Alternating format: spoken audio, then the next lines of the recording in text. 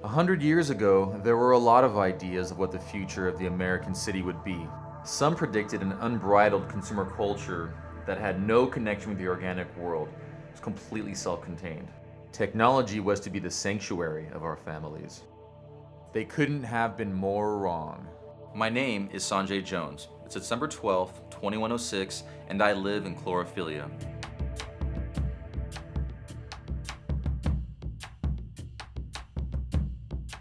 It's hard to remember a time when the city wasn't a living, breathing, self-sustaining, self-protecting environment, but I do.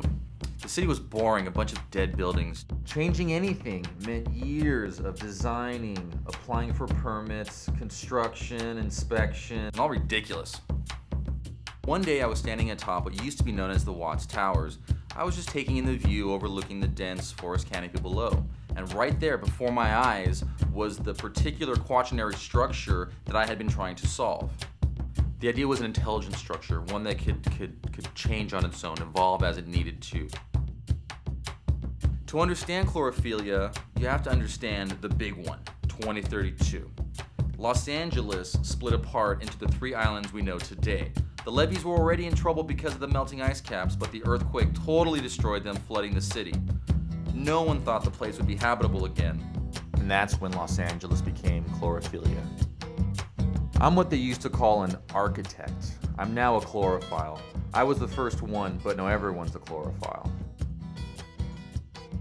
Up to this point, the concept of the origin of architecture was held by the primitive hut. This idea was set forth by Vitruvius in the age of Sparta. But after the emergence of Chlorophylla, this idea became obsolete. A new species of architecture had been established, one that brought into question the origin of architecture, repositioning it to therefore create a new form of it.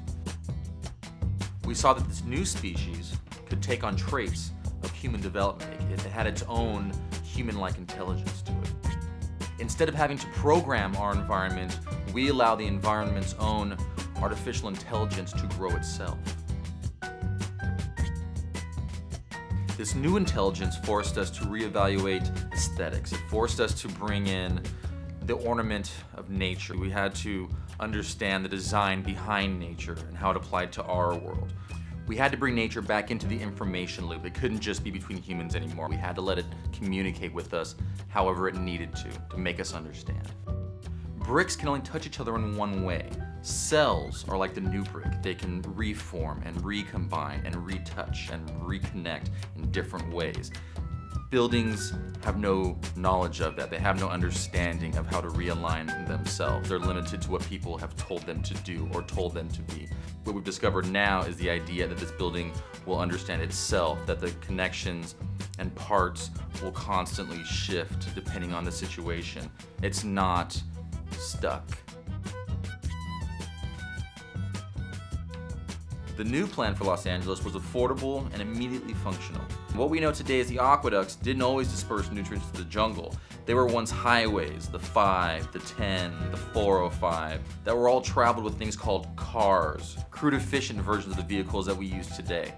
But of course, the people of Chlorophylla still have an attachment to their cars. What was worked out with the jungle was a new type of vehicle, one that flies, drives, floats on water, and refuels by plugging into the organic matter of the city. When I was younger, communication had to be filtered through several confusing devices. There were televisions, telephones, computers, satellites, video games. It was hell. Thank Gorks for the clouds. I remember the first time I saw the cloud. But now, I can't imagine living without them. A puff of vapor whenever you want that assesses your needs and then produces a response to fill that need. If you need to talk to someone, the vapor finds them and connects you to them through another cloud. When the cloud first tapped into our thoughts, it was almost all porn. But eventually the novelty wore off and people became interested in other things again, although there's still a lot of porn. With this new species, the complexity of form of Chlorophylla, the idea of frontality became a new concept, something that garnered critical thinking and attention.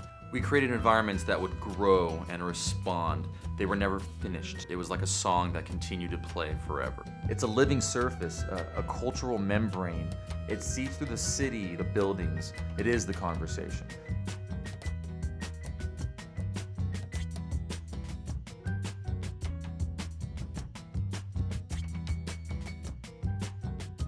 But of course, the system we have isn't without problems, as in any relationship there are ups and downs. The mood of the jungle can now be tracked, but there was a time when you had to be more intuitive about what was going on with the jungle.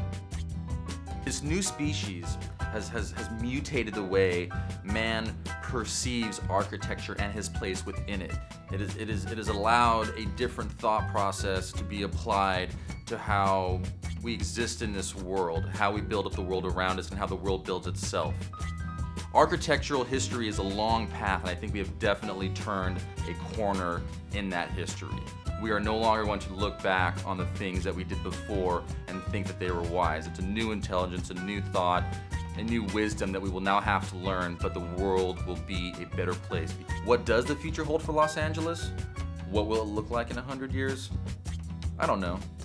I wouldn't want to go out on a limb, you know, it's a good way to look foolish. I'm 114 today, so I probably have about 30 or 40 more good years left. I'm just going to enjoy getting old with my little piece of chlorophilia.